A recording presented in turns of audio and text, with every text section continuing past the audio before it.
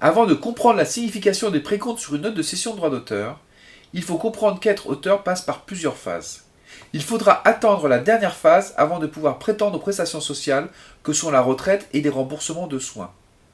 De plus, vous devez noter qu'il existe quelques différences entre la Maison des artistes et la GSA, mais qui sont en passe de disparaître puisque les deux organismes devraient fusionner en octobre 2014. Pour commencer, il y a l'inscription qui est une sorte d'information d'existence auprès de l'organisme de tutelle. Ensuite, il y a l'assujettissement que nous nommons couramment période probatoire. Enfin, il y a l'affiliation qui ouvre droit à toutes les prestations sociales.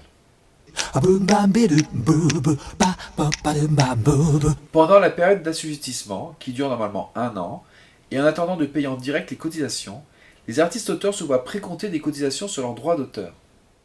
Il y a 1% pour la maladie, 8% pour la CSG-CRDS, 0,35% pour la formation continue. Ces précomptes sont obligatoires lorsque l'artiste-auteur travaille avec un diffuseur. Il n'y a donc pas de précompte lorsqu'il y a vente à un particulier, pas de précompte non plus lorsqu'il y a vente à l'étranger. Au bout d'1 an, et après validation du dossier de demande d'affiliation, l'artiste peut jouir des prestations sociales. Afin de ne pas payer toutes les cotisations sociales depuis le début de son activité, les précomptes reversés par les clients sont imputés sur les charges définitives calculées. Il est donc important de conserver les attestations de précompte.